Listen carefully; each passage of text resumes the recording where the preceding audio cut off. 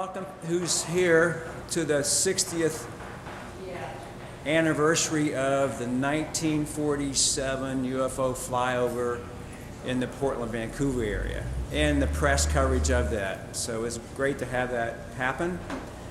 And what I'm going to do today is first give thanks to several people. Carl for having this event here at the It's a Beautiful Pizza. Next to our cameraman and Bill Coons, who's brought all the equipment here. And I really want to thank Keith Rowell. How do you pronounce that, Keith? Rowell, who for years did so much for the UFO community and still very active with it, and gave me some information from the Oregon MUFON website, and I used that as a basis to do the analysis of that event according to the newspaper footage. If you look at the website, www.oregonmufon.com, you'll see approximately 37 articles, mostly from the Oregonian and some from the Oregon Journal. And my decision was to go to the archives at the Multnomah County Library and look at those articles, but focus primarily upon the Oregon Journal articles because they were the ones that initially first reported in June 26, 1947 about a UFO event.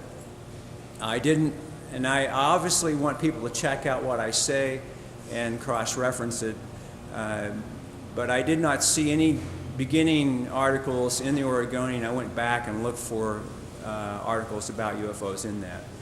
So what I have with me today is several things. I have a whole stack of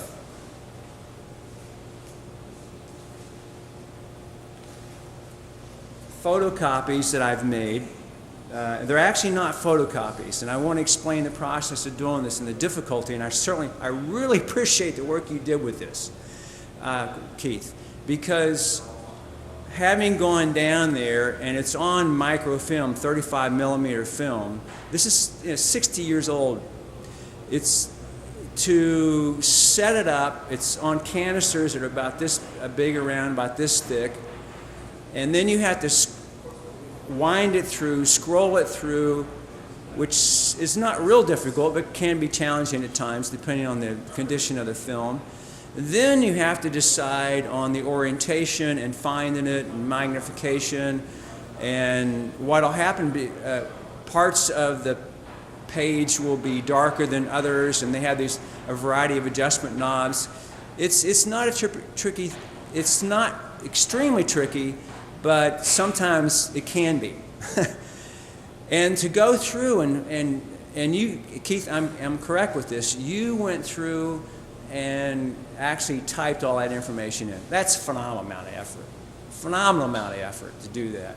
So again, I really appreciate the work, and I used your information from the website that you gave me, and then what I did was I made a chart initially of what he had done, specifically focused on, I did it with two ways, but I wanted to focus this year on Oregon.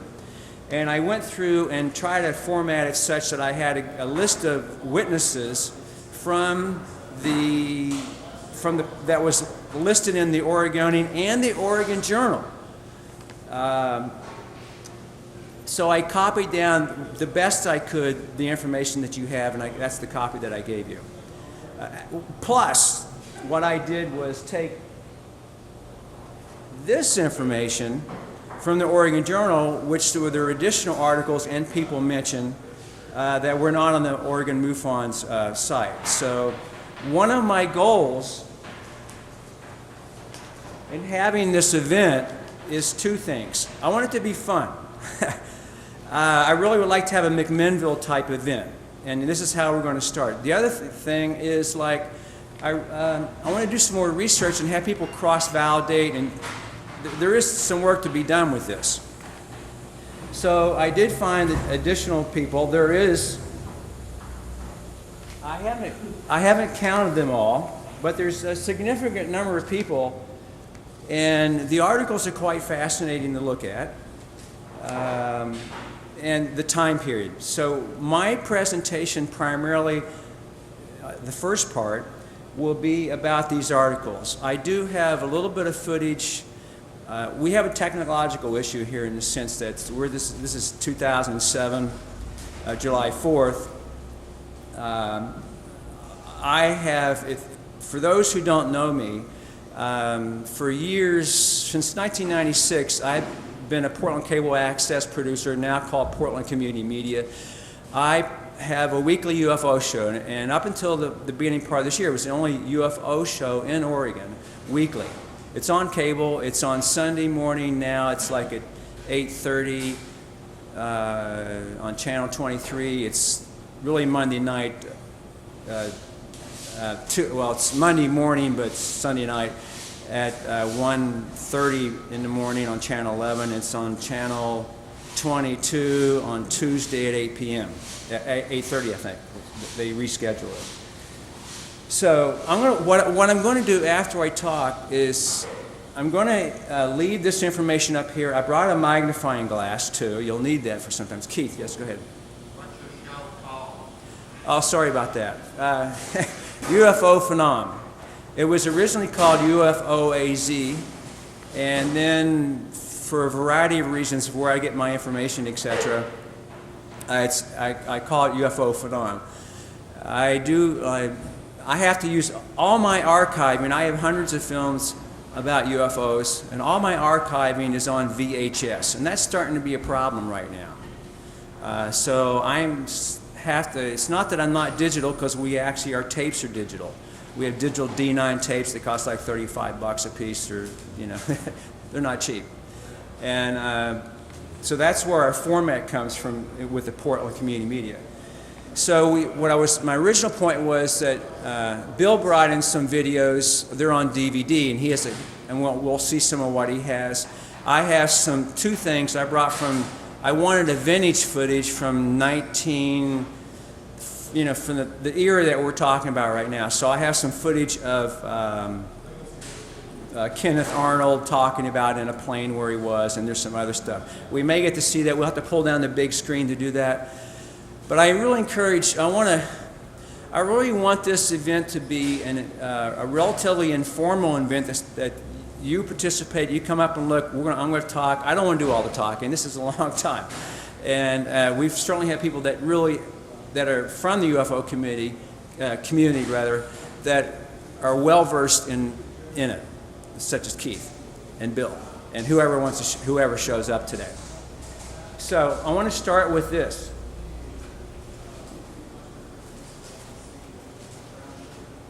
I have 17 sets of photocopies, and if you go through them, you'll see the difficulty of looking at them.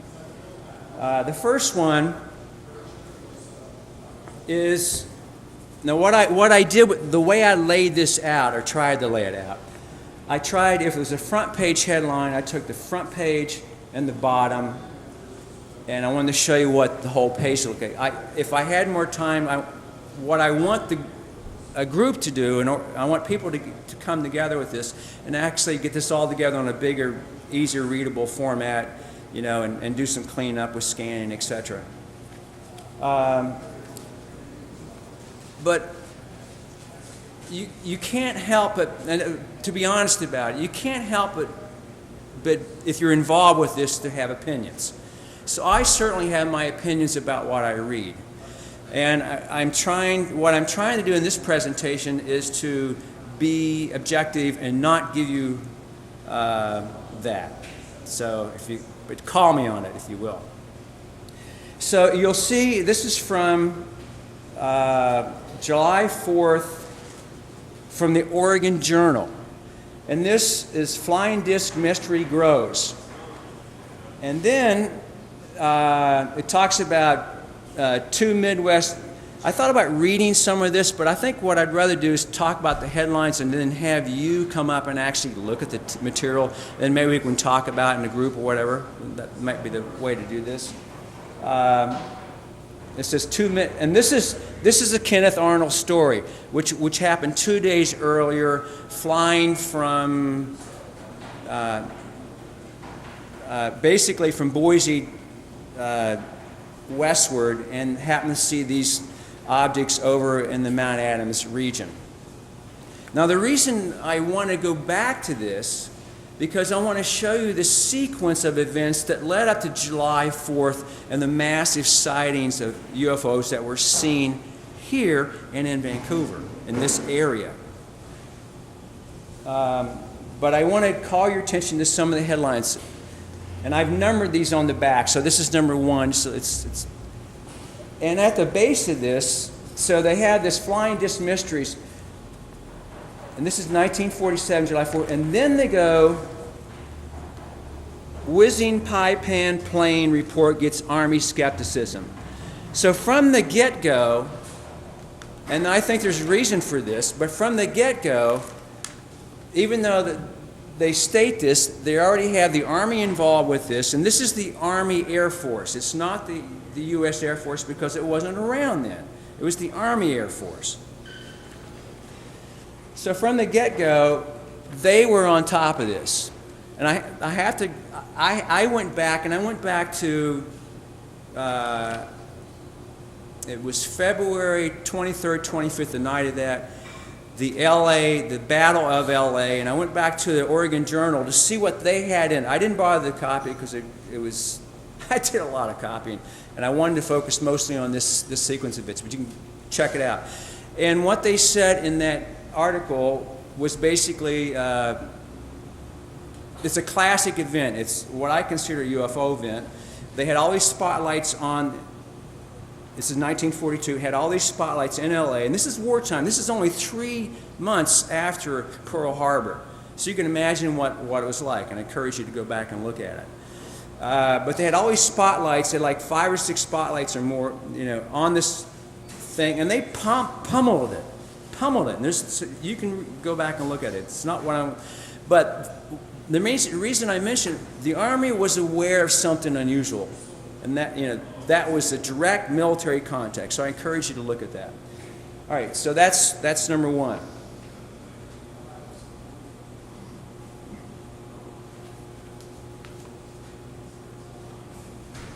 Number 2, or this is from, if I can read it right with my glasses, I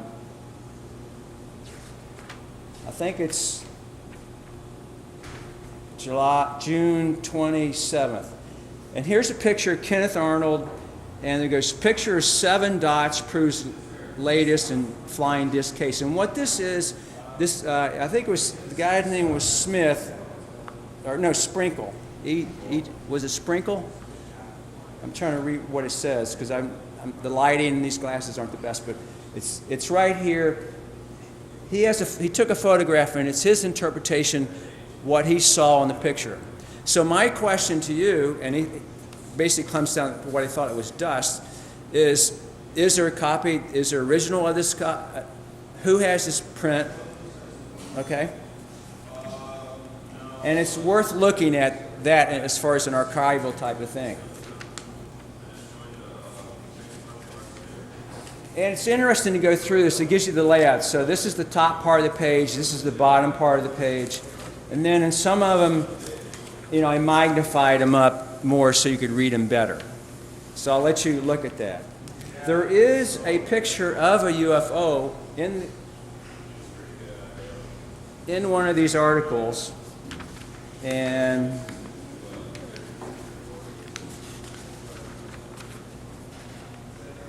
so here is,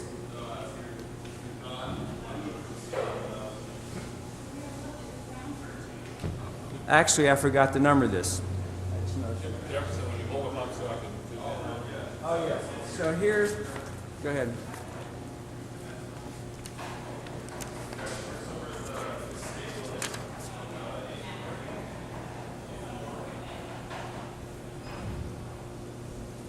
you get it? Okay, then I'll get the, did you get the other ones, by the way? All right.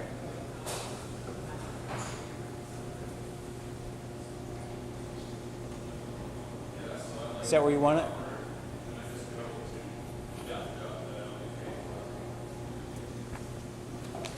And here's the pie plan.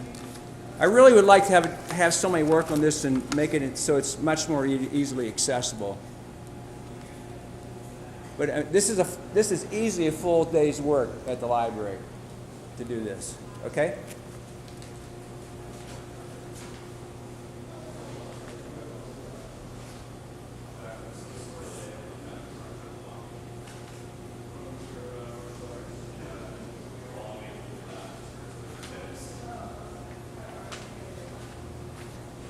This is from the Sunday Journal, Oregon Journal, 29th. And what I also found interesting in this is that as I was reading the material, I found like the parallels of today and what's going on. Because how do you learn about today and what's happening? You really need to go back to your past. Because you look at, I won't get into politics of it, but look at the papers, some of the articles, and you'll see some of the politics, and they're very parallel to what it is. I'm trying to keep my opinion out of it.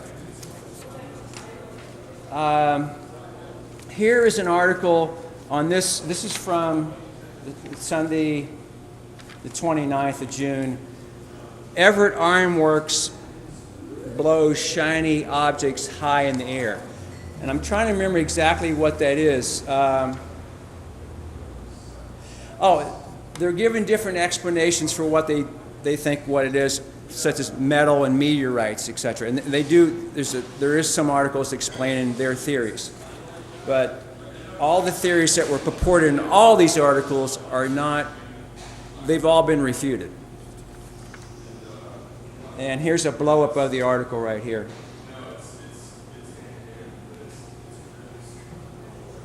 There's a seaside woman sees flying saucer. I mean, so there's a lot.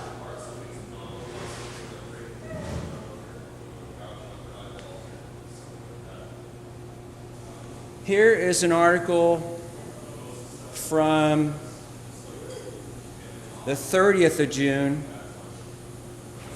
and it's titled "Flying Disc Theories Bring Many Solutions." Okay?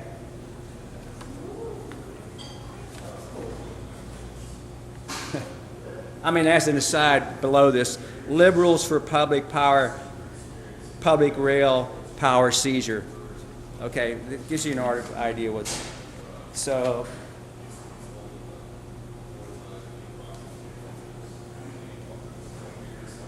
this is from July 2nd, from the Oregon Journal, 1947. This is the front page headline. And then,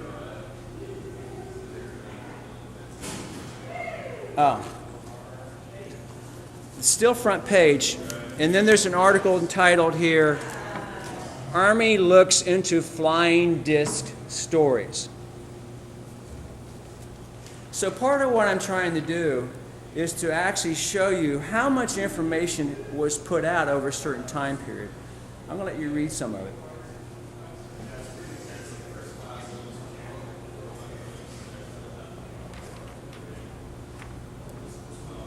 This is from July 4th from the Oregon Journal.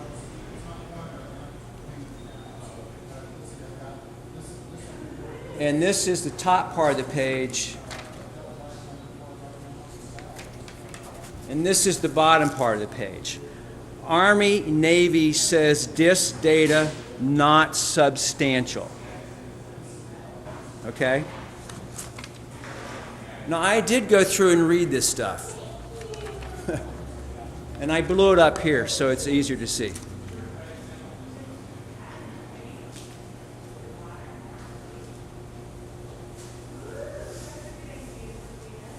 Here's from July 5th, the Oregon Journal. And it was So from June 24th to the July 4th, it was the UFOs were sort of just dwindling a little bit as far as reporting, but then all of a sudden, July 4th, in Portland and Vancouver, voila, many people saw UFOs. Portland police see disc sail. This is from the Oregon Journal, dated 1947, July 5th.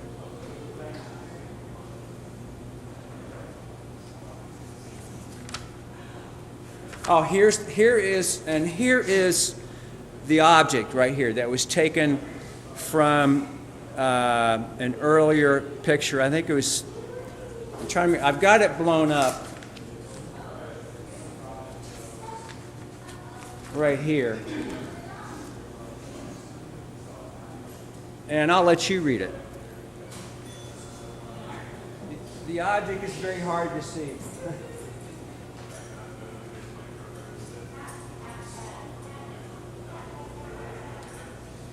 Again, from the Oregon Journal, this is July 6th.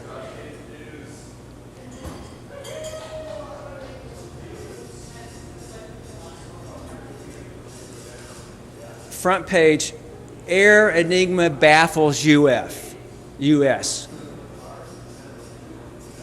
Definitive word pegged impossible, many ideas.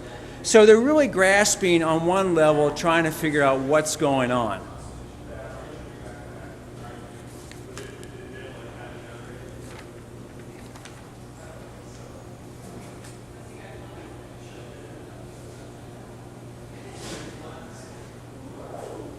This is from July 7th. The same paper, Oregon Journal. This is the front line. Oh yeah. Now we started getting to considering other options than UFOs, which have already been mentioned. But here's one explanation. Disc float to Earth, flies on paper told. So it's some paper falling down basically, and that's one explanation for UFOs. And we have a picture of more Portland. Here's from this paper. More Portlanders see sky visitors. And then there's an article over here, guard planes patrol flying saucer routes. And then here's a picture. This is a mother and her daughters that saw it. Now you have to realize that these people, they're pretty old now most of the time, if they're around. I mean, this is 60 years ago. But there are some people around that saw it that I hope that are here. And one of the things I'm hoping to do is to get people out of the woodwork or go find them and get them on videotape so we can have it for our archives, because this is part of our history.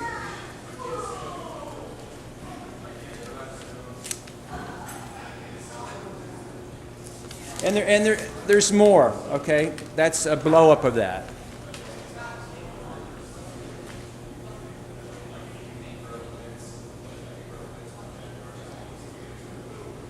This is from July 8th, Oregon Journal. It's front page headlines, and the article is below. Here, they're offering flying discs worth $1,000 to captors. They're offering $1,000 to Oregon Journal to anyone that can bring us a disc. So I wanted to cover the variety of articles that are in this, and I'll finish with when I get to that. You'll see there is quite a variety of articles.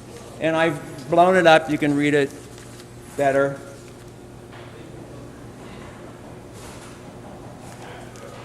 Another article on the same page. This is AAF, the Army Air Force.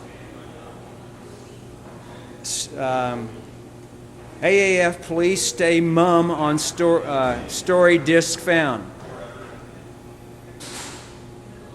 And then they went on a hunt for this. Guard planes, empty-handed, and disc hunt. Well, they went to look for it, didn't find it. Not hard to believe, actually. And there's this picture, it doesn't seem like much, but this is part of the fad of what happened. So I think I got to blow up with this. Oh yeah, it's hard to see, but this is a woman who has a hat styled as a disc, multiple disc. So I appreciate that. So maybe next year if we have a parade, we can see people wearing disc hats. It'd be fun.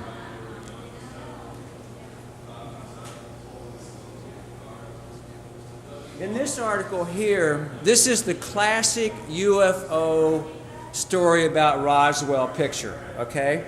And I'll have to tell you a little bit about this. I'm having trouble reading what the date is. I've got the magnifying glass. Let's see. It's on there and we can see it. I'm sorry, I just have to skip that for the moment. But this is where the Army really steps in, and I'll have to talk about this briefly, but Army says New Mexican disc. This is a Roswell. Now remember, Roswell was a couple days after, this is like after the event here. So you had a whole sequence of UFO events really across the country. And I haven't mentioned that much, but it is. So it says, Army says New Mexican disc wind ballooned. Reports fewer. So their way of copying to this was that it was a weather balloon. Well, that's been refuted, obviously. Now, this is a very interesting article, which I've seen a lot of. Here it is blown up a little bit, and it really needs to be blown up a lot, but there's obviously better pictures of it than this. And in this guy's hand, what they did with this, in this guy's hand, this is done a number of years ago, in this guy's hand is a piece of paper that he's holding down like this. And someone got the insight, well, let's look at that piece of paper. So they went to the piece of paper and they did a computer analysis of it, and they came up with significant detailed information about disc, okay? So, but don't trust me. Do your homework. Check it out, because that's really how you know. Let me get through. I only got a couple more to go. Okay. Information about what? This here? Information about disc? Disc. D-I-S-K or D-I-S-C, however you want to spell it with this. But the information about, flying daze. Well, they didn't. I don't remember the exact. Keith, do you remember the wording on that building? I've got a copy of it somewhere, right, on the wording of that fly.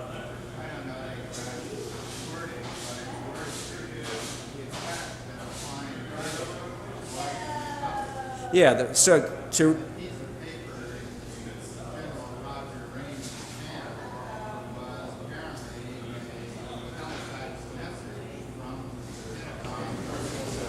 And he apparently, quite accidentally, holds it in such a way that the words show up. And back in that day, we had cameras that took big negatives. Those negatives still exist. We took those and analyzed them. For those of you who came late, Keith Rowell has been active in the UFO community for a long time. Had an event for years at Mount Hood Community College. I went to some of those. He gave me this copy, which I based some information off that I mentioned earlier. And I'm going to talk about the individuals that are in this area. He's got a fabulous library of thousands, literally thousands of UFO books. And somebody to talk to knows a lot about UFOs. I'm sure probably more than I do. But this is a fascinating time period. So we're getting close to the end here. So here is an article. This is, I believe it's in the next days. You'll have to look at it. The practical jokers carry ball for flying discs. So now that's part of the information that's coming out.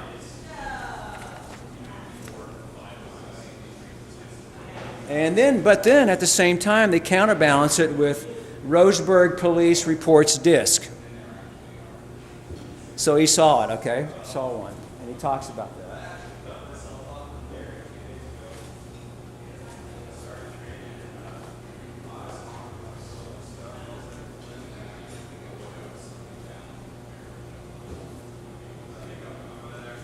Here is an article from July 11th. FBI describes Idaho saucer in detail. And then there was a restaurant that decided to go with it, just like the hats, and let's have the flying saucer restaurant. So that's part of our history.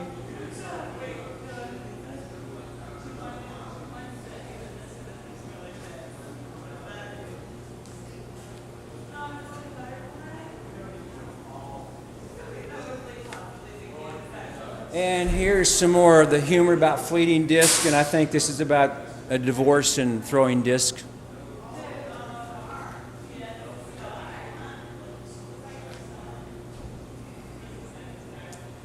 This is from, looks like I'm a little out of sequence. Looks like July 6th. About disc probed by Army Air Force.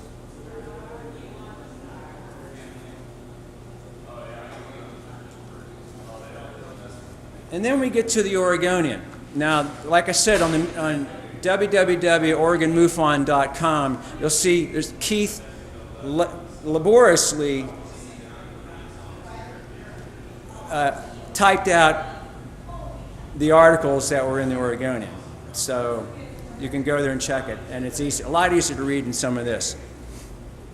So here is a front page Oregon headlines from, I believe this is July 5th. There was nothing in July 4th other than there was some little back article, and I think I've got it there. I think it's what the other one was. But airline crew confirms flying disc over state. Many seen during the day over city. So that was July 4th, 60 years ago today. That's the celebration we're having today. And really we're celebrating today the people that saw it and the people that actually reported it. So that's the front page, and then that's the bottom half of the page right there.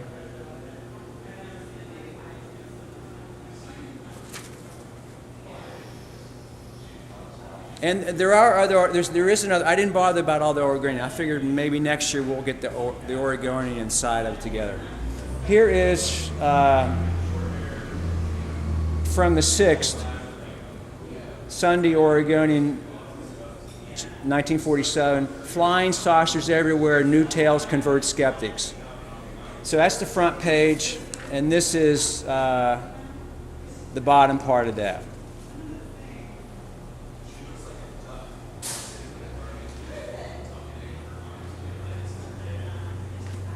So what I did with this, with those articles right there, I took, as I mentioned earlier, just those that came in, I took this data. There's like 30-some pages from MUFON, okay, on this. So it takes a little bit of time to read it. But it's good to read it because you get the flavor and you get the amount of detail and the lack of detail in what's there. So I was scribbling notes. I took all the ones from the MUFON site, and I basically put them in try to get the paper it came from, the date it was, the source, the witnesses, how many UFOs they saw, and where they saw them, little bits of information. I tried to get it on one page. But when I went back to going through these other articles, I found additional people that weren't on the website. And so the way I worked that out was on this column over here, I just went through this paper here, and I just went through and sequentially numbered them for my reference point. And then when I found something that wasn't on this, I just created a new row and left that blank, and I put the source Oregon Journal. But there are you can see this is the list of people that saw it from the newspaper. Now, obviously, more people saw it. That's just the way things are. But I gave Keith a copy of this, and it's my contribution to your website. Okay. I'll leave this up here for you can look at. If you know any of these people, or know how to get in touch with them, or tell us. Get back to us.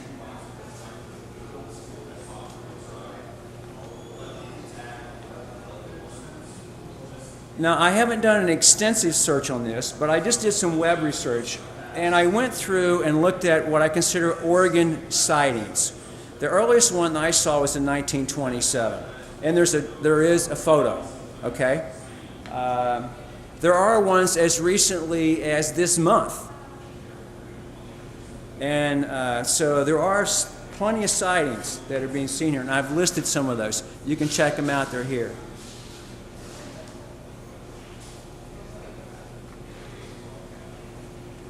The other thing I list that I brought forward from a website. This is 17 years of research by one researcher, and I have the information on the top. And what it is, I reformatted to make it not such a thick document, and so it's easier to compare a little bit. It has the date. It has a number associated with the date. And then it has the place. And these are what they are called the unknowns. Unknowns meaning there were many sightings that, quote, Project Blue Book saw, but there were some that they couldn't really account for. That's what these are.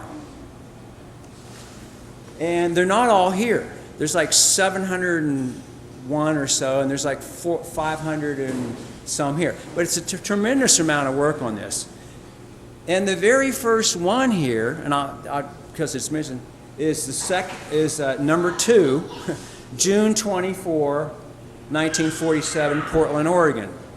And I believe what that's referring to was then because that's when Kenneth Arnold was flying his plane.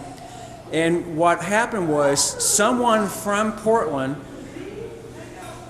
actually saw it, but was in Washington when he saw it.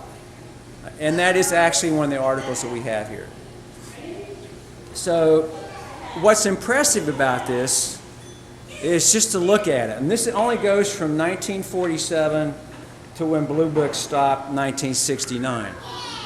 But you'll see there's quite a variety of sightings, and like for 1952,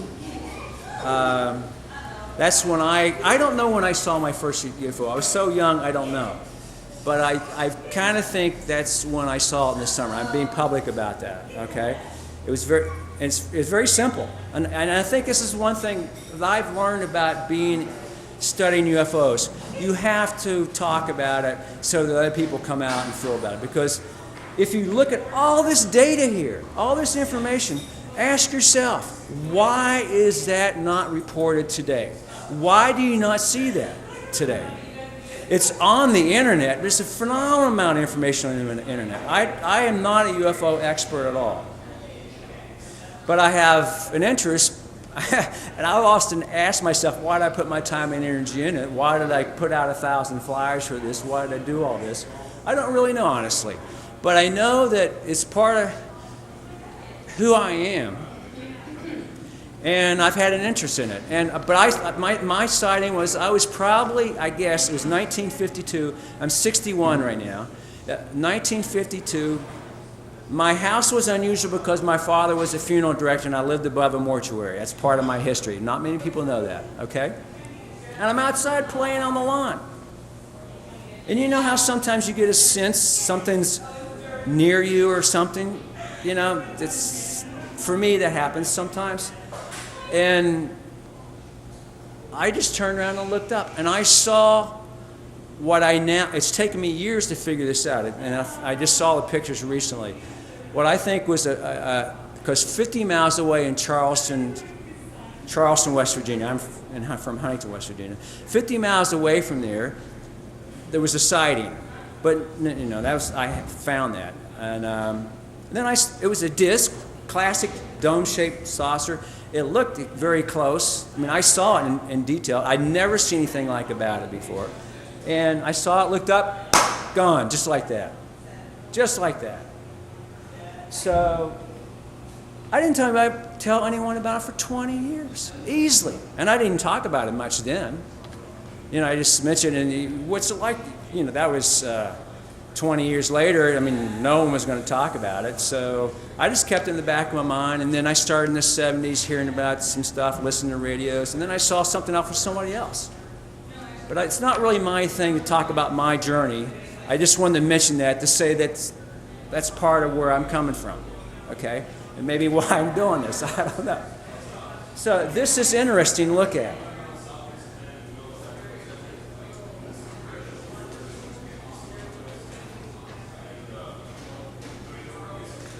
What I have here is I have a list, and I want people to volunteer.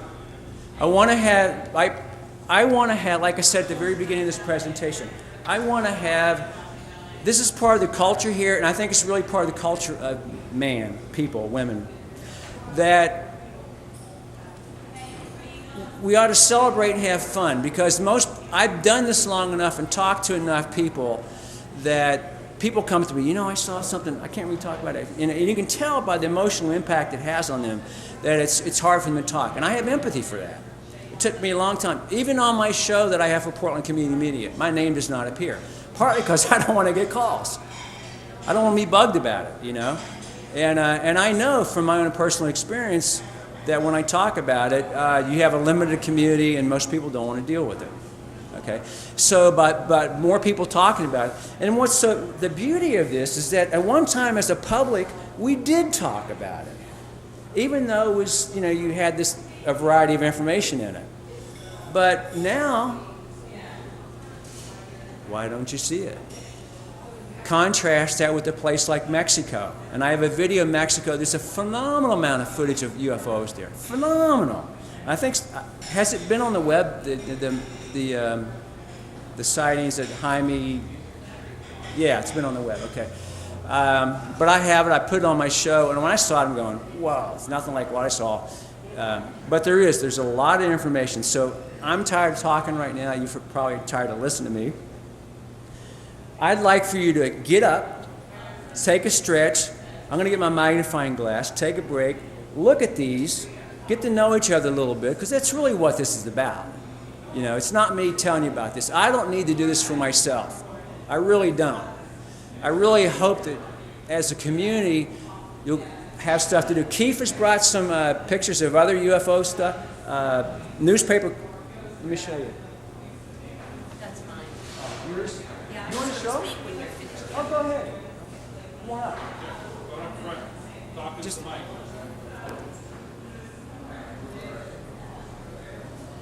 My name is Diana Starr-Salanave, and I'm a member of the Mutual UFO Network, and I'm also a field investigator.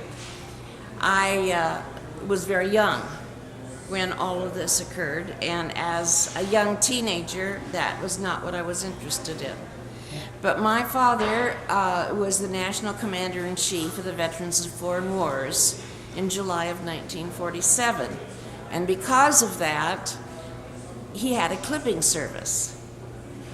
And knowing that this all occurred in July of 1947, basically July, I thought, gee, I think I've got some newspaper articles somewhere. So I went through some boxes and I looked through some folders, and I found newspaper clippings of the summer of 1947 from Ohio, where the National Convention of the Veterans of Foreign Wars was held. So I got them out and I mounted them so that they are easier to see, and plus the fact that they are so old that they are going to fall apart if they're not in a protective case like this. This particular one is the Columbus Sunday Dispatch, July 6th. Discs linked with atomic research, it says. The other one down here says Columbus Citizen, and this is from Thursday, July 3rd. On the back, I have put in the paper from July 6th showing the weather at the time, which is really very important because sometimes things can be mistaken and it's a weather phenomenon. So we need to be very careful about what we see and how to interpret it. The Columbus Citizen from Sunday, July 6th says the secret of sky-flying saucers promised to be revealed here. And the reason it was promised to be revealed was my father, Louis E. Starr, had been talking to some people in Washington, D.C., in the military, and he had a contact, apparently, who was going to reveal what the UFOs were. And it says here that he announced 6 Army officers and 4 legislative officers of National VFW headquarters would arrive at Port Columbus Saturday morning to attend the encampment. He indicated a statement of national importance to the VFW is forthcoming from Washington headquarters today. The mission of the 10 men and the nature of the statement remained unclarified, but observers experienced in legislative goals of the VFW said it would probably concern a national item. So this, and then the next day, Monday, July 7th, it says a VFW leader now silent on saucers. He said that he did not get the information that he had expected.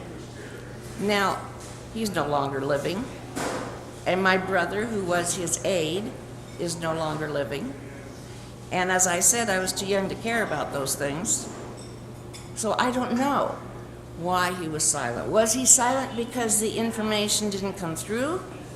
Or was he silent because, well, did we have a Pentagon then? I don't know. Anyway, the powers that be said we don't talk about that.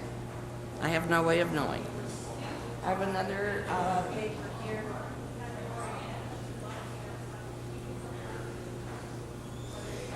The Columbus Citizen. Secret of sky-flying saucers promised to be revealed. That was the 6th. Of course, they were headlining that because they were expecting some kind of information. And there's a lady here showing, she's showing some sort of a kite. And that's what they were trying to intimate that This that's fell off that other one you had? Oh, all right. July 3rd, flying saucer probe planned, and it talks about how they were going to investigate, and I'll stick it where it came from.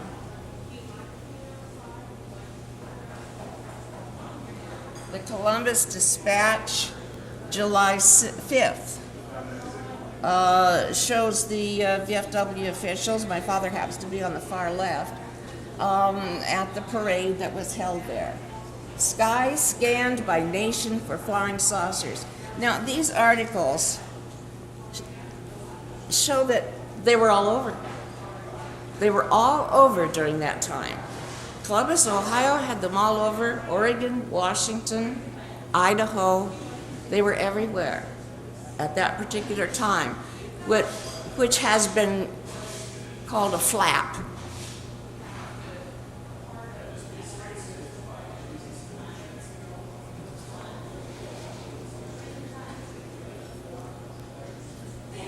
This article is from the Ohio Journal, and it says stories of shooting saucers stir national interest and curiosity. Now, there are places you'll see as you look at these where there are black marks because this was part of the clipping service, and the things that were interesting to them at that time were the articles about my father, about the veterans of foreign wars. So you just have to kind of ignore that. For my purpose, though, you look around and you see some little purple markings, and you'll see sky saucer tail is tall, says Europe. That comes from London. And the back here shows that Army flyers alerted to pursue saucers. So you have all kinds of aspects of it. So take a look at these things, and you'll find them very interesting. Thank you for your attention.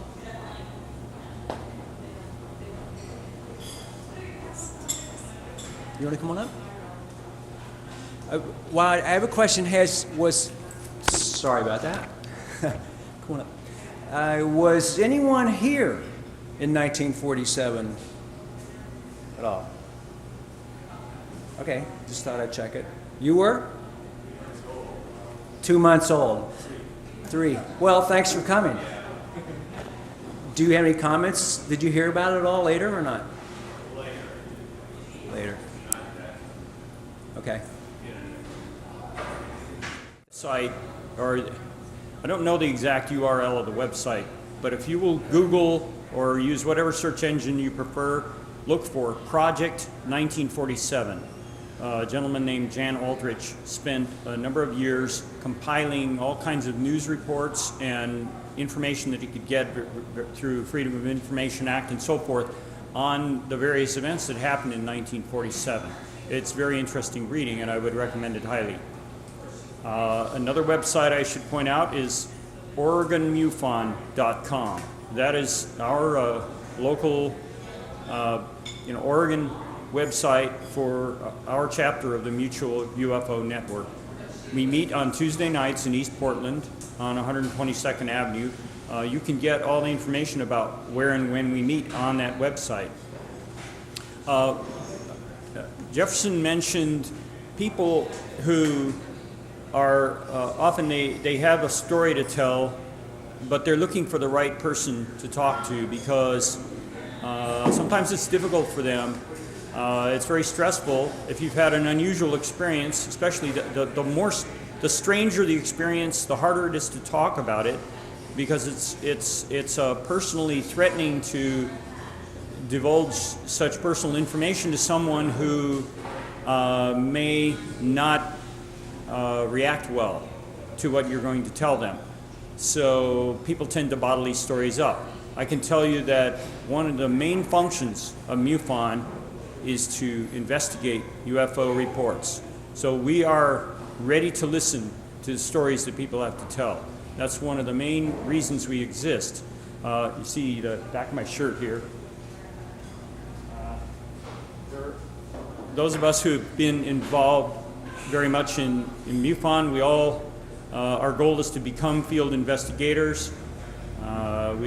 And I always tell people at least 90% of field investigation work is interviewing witnesses, getting their story. Very rarely does someone have a chance to examine physical evidence or even photographs that can be verified. It's very rare to find a landing site or something interesting like that. Most of what we're doing is just interviewing people who have had experiences, and that's one of our main functions. We've got some brochures here, if you haven't already gotten one, that gives some interesting highlights of Oregon UFO sightings, and you're welcome to take one. And if anyone's interested in joining MUFON, I also have membership forms here that are available. The OregonMUFON.com website has a link to MUFON.com. The organization is based in Denver, but it's an international organization. We have active chapters in many of the states of the United States and several countries around the world. It publishes the MUFON Journal monthly, which is a very good collection of articles and reports on, of course, UFOs and related subjects. We have regular columnists, George Filer, who's a compiler of current UFO reports, Stanton Friedman, who's a well-known lecturer with a background in nuclear physics, who has been on the scene for years and is very, very well respected, very knowledgeable person on the subject of UFOs. And then articles by various people who've done investigations on specific subjects. The last 2 months, there's been a very interesting article about contact, human to extraterrestrial contact. And these are cases where people have told a story about, you know, I saw a ship land, I saw beings come out, they talked to me, they gave me something, or they asked me for something. And there are a lot of those stories. Some of them are dubious, questionable. They could be hoaxes. They could be people who are looking for publicity, trying to start a cult or something. Admittedly, there are those that are that are not to be believed. But there are a number of credible cases as well. We have so many of those cases in the annals of ufology that it stands to reason that at least some of them could be, you know, legitimate. And many of them have been investigated. And this is a very interesting set of articles. We don't have a lot of current cases of that magnitude right now, but you never know. Any day they could show up. And that's one of the things that makes being a UFO investigator interesting, because of the large number of interesting stories you get. We get so many people who have no interest in UFOs, and then all of a sudden some event happens in their life that makes them suddenly aware of them. And then they come to us and they say, oh, well, we're interested in joining. And we even want to become field investigators. We've had that happen several times in the last couple of months. Anyway, does anyone have any questions about MUFON while I'm up here? No? All right. Well, thanks, and enjoy the day. Oh, yes. We do meet on 122nd Avenue at 1441 122nd, Southeast 122nd Avenue. That is across from a big Portland fire station on 122nd Avenue. It's between Division and Stark, and it's a little office complex with a parking lot in the middle. It's called Bourne Plaza. We meet on Tuesday evenings, second Tuesday of each month at 7 p.m. You can get the exact information on the website, so that's a good place to start. Yes? No, the meetings are open to everyone. We try to encourage people to become members, and the benefits, as I said, the monthly journal, being in touch with some of the really interesting things that are going on around the world and around the country in ufology, and also knowing that you're supporting an organization with enough people and enough trained investigators to actually make a difference and try to go out and investigate UFOs. Another important function of MUFON is to educate the public about UFOs. We've got to counteract the disinformation and ridicule that's been churned out by the government over the years and by other agencies acting on behalf of the government. That have given people the idea that, oh, well, if you see a UFO, you must be crazy or you must have had too much to drink. You hear that, even today, you hear that over and over again. Somebody will, on one hand, they'll say, oh, so-and-so saw a UFO. Oh, he must have had one too many. Or he must have smoked some bad stuff the night before. There's always remarks like that come out of people's mouths, and it's because they don't understand the phenomenon. Generally, once a person has their own personal experience, it's so startling and such a revelation to them, they stop ridiculing it. They start to become what's called a believer. And I have to tell you that I do not consider myself a believer. And I'll explain that as briefly as possible. Belief systems, such as religions, require a leap of faith to become a believer. You have to take a leap of faith to assume that the Bible is the Word of God. You have to take a leap of faith to believe that Jesus Christ actually ever existed, or that he was the Son of God. Those things are the people who believe in those things don't require absolute proof, because they're not going to get it. So what they're looking at is a leap of faith. I don't think that I needed a leap of faith to become a, quote, believer in UFOs. The mountain of evidence that is on file for the existence of UFOs is huge. It's hard to even come up with an adjective to describe how gargantuan the evidence is. The question of whether they come from outer space, that's theoretical. Do I believe in that theory? Yes, I believe it's probably the leading theory, but I don't think it's the only good theory. The important thing, though, is that it's a real phenomenon. It's really happening. The evidence is clear that it is real, and that we should be doing more across the board to find out what exactly these objects are and where they came from. But that's what's missing from the picture here. In 1947, there was a lot of talk about UFO sightings from the time of Kenneth Arnold through that part of that summer. And I don't remember exactly when, but sometime later in the summer of 1947, all the talk stopped. It's like the word went out from someone to all the newspapers, all the radio stations, television stations, stop talking about UFOs. Oh, excuse me, television stations didn't really exist at that time, or the television industry was in its infancy, but radio was the mass communication besides newspapers of the day.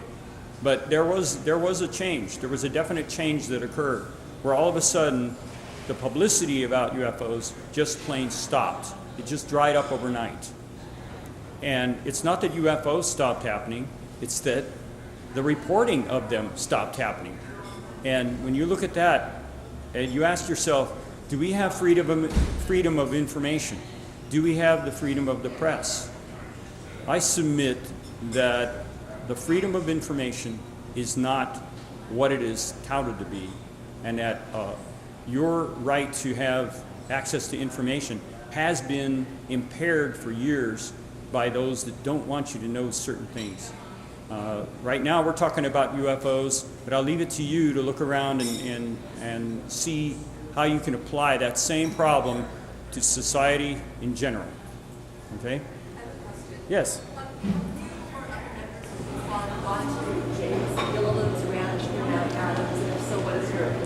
The question is about, have I been to James Gilliland's ranch? I have been there, yes. It's a beautiful place. You have a beautiful view of Mount Hood. I personally didn't see any UFOs there, but other people have. And, you know, so I don't know what to say. It's a private property, belongs to James Gilliland. If you go up there and the gate is open, you can go in, you can talk to him if he's home, and see what's happening there. He does ask for some money to stay there, to camp on his property, which is understandable. And if the price is okay for you, you should go up there and visit sometime and see if you get lucky and you happen to see something. Any other questions? All right, then. Thank you very much. Thank you, Tom. I just want to add to that just briefly. One of the things I get out of that, now, one of the things I encourage you to actually come and look at this, and obviously you don't have time to read all of it, and it's hard to read it. Some of the reading I had to magnify it and look at it and then read it, and you know, it's quite a job to do that. But what I got out of it was not just the information about what the Army did or who saw what, but it was the human behavior side of it. Interesting. Why did these people, I mean, why are we not talking about it? And I think this information is really relevant to what's going on today, because it gives you a picture of the variety of responses of trying to grasp something that's in reality been very challenging for our culture as a whole. So, Keith, did you want to say anything at all? Okay. What I'd like to do is to actually have you guys come up and look at the newspaper print that she's got here, come up and look at the articles. I've got a volunteer sheet because I'd like to have an event next year, like I mentioned.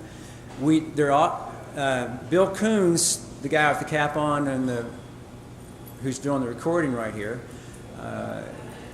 he's been a real trooper on the first Sunday of the month here at 7 p.m. On Belmont Street, 3344, whatever. Belmont Street here at 7 p.m. on the first Sunday. And it's a discussion group and with videos, etc. So that's another alternative. But I have nothing else to do right now other than I'd really like for you to come on up. Check it out.